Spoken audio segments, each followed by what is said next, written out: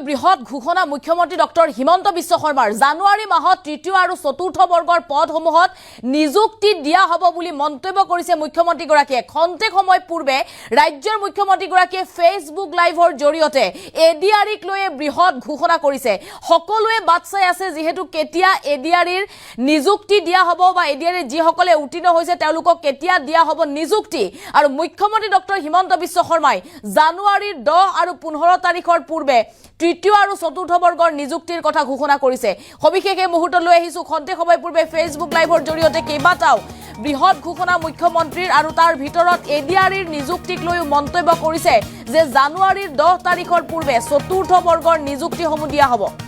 জানুৱাৰীৰ 15 তাৰিখৰ পূৰ্বে তৃতীয় বৰ্গৰ নিযুক্তি ঘোষণা কৰিছে এই বিশেষ তাৰিখ নিৰ্ধাৰণ কৰি দিছে মুখ্যমন্ত্ৰীয়ে আৰু সকলোকে ধৈৰ্য ৰাখিবলৈ আহ্বান জনাইছে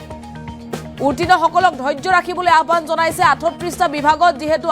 38টা বিভাগৰ পদসমূহত নিযুক্তি দিয়া হ'ব নিযুক্তিৰ বাবে কাম চলি আছে নিযুক্তি প্ৰক্ৰিয়াৰ বাবে কাম চলি আছে 38টা বিভাগত ভগাই যেহেতু নিযুক্তিসমূহ দিয়া হ'ব যাৰ বাবে দীঘলীয়া সময়ৰ প্ৰয়োজন বুলি কৈছে মুখ্যমন্ত্ৰীয়ে যদিও ডিসেম্বৰত নিযুক্তি দিয়াৰ কথা আছিল কিন্তু ডিসেম্বৰ মাহত নিযুক্তি দিয়া নহব এডিআৰিৰ উত্তীৰ্ণসকলক জানুৱাৰীৰ 10 আৰু 15 তাৰিখৰ পূৰ্বে তৃতীয় আৰু চতুৰ্থ বৰ্গৰ নিযুক্তিসমূহ দিয়া হ'ব 10 তাৰিখৰ পূৰ্বে চতুৰ্থ বৰ্গৰ নিযুক্তি আৰু তৃতীয় বৰ্গৰ নিযুক্তি 15 তাৰিখৰ পূৰ্বে দিয়া হ'ব বুলি ঘোষণা কৰিছে এডিআৰিক লৈ ফেচবুক লাইভৰ জৰিয়তে বৃহৎ ঘোষণা মুখ্যমন্ত্ৰীগৰাকীৰ এই মুহূৰ্তত ৰাজ্যৰ মুখ্যমন্ত্ৰী ডক্টৰ হিমন্ত বিশ্ব শৰ্মাৰ মন্তব্য আছে ফেচবুক লাইভৰ জৰিয়তে এডিআৰিক লৈ কি কৈছে মুখ্যমন্ত্ৰীগৰাকীয়ে আগবঢ়াইছো মন্তব্য দ্বিতীয় প্ৰশ্নটো মোক কৰি আছে বহুতে যে এডিআৰি নিযুক্তি কেতিয়া হ'ব আৰু প্ৰশ্ন কৰোতে দুই এজনক মই অধৈৰ্য হোৱাও দেখা পাইছো যোৱাবাৰো এডিআৰি নিযুক্তিৰ ফলাফল ঘোষণা আৰু নিযুক্তিৰ মাজত যথেষ্ট সময় আমি লৈছিলো কাৰণ যিসকলে খুব সোনকালে ইম্পেচেণ্ট হৈ যায় তেওঁলোকক মই এটা কথা বুজাব খোজো যে আমাৰ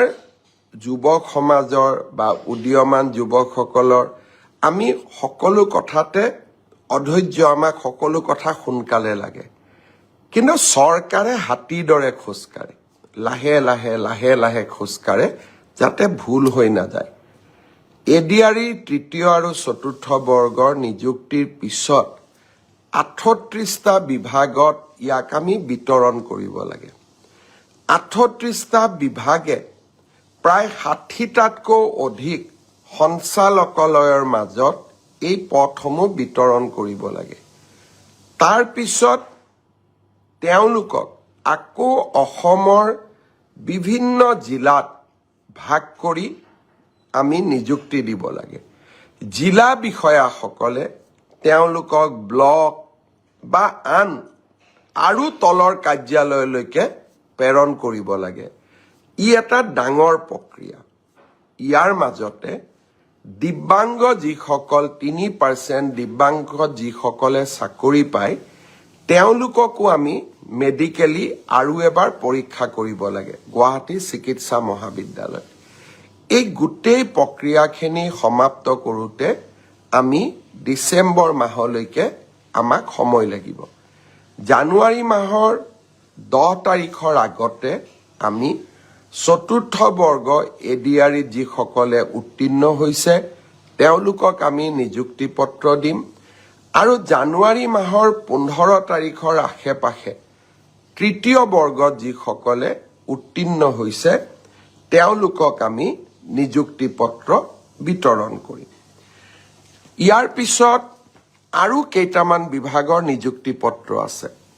ইঞ্জিনিয়াৰৰ নিযুক্তি পত্ৰ আছে এগ্ৰিকালচাৰ ডিপাৰ্টমেণ্টৰ নিযুক্তি পত্ৰ আছে আৰু বহুখিনি বিভাগীয় নিযুক্তি পত্ৰ আমাৰ সন্মুখত আছে এতিয়া দ্বিতীয় প্ৰশ্নটো মোক কৰি আছে বহুতে যে এডিআৰি নিযুক্তি কেতিয়া হ'ব আৰু প্ৰশ্ন কৰোতে দুই এজনক মই অধৈৰ্য হোৱাও দেখা পাইছো যোৱাবাৰো এডিআৰি নিযুক্তিৰ ফলাফল ঘোষণা আৰু নিযুক্তিৰ মাজত যথেষ্ট সময় আমি লৈছিলো কাৰণ যিসকলে খুব সোনকালে ইম্পেচেণ্ট হৈ যায় তেওঁলোকক মই এটা কথা বুজাব খোজো যে আমাৰ